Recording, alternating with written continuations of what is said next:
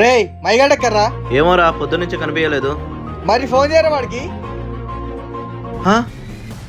రే వాడు మైగాన్లో లేడు.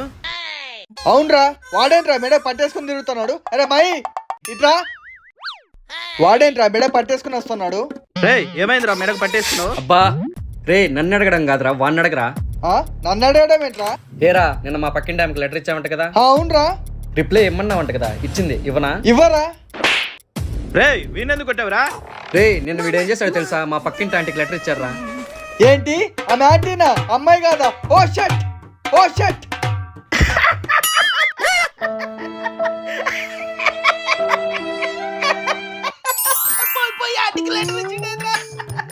ఒరేయ్ నవ్వి నవ్వి చచ్చిపోయేలా ఉన్నారా?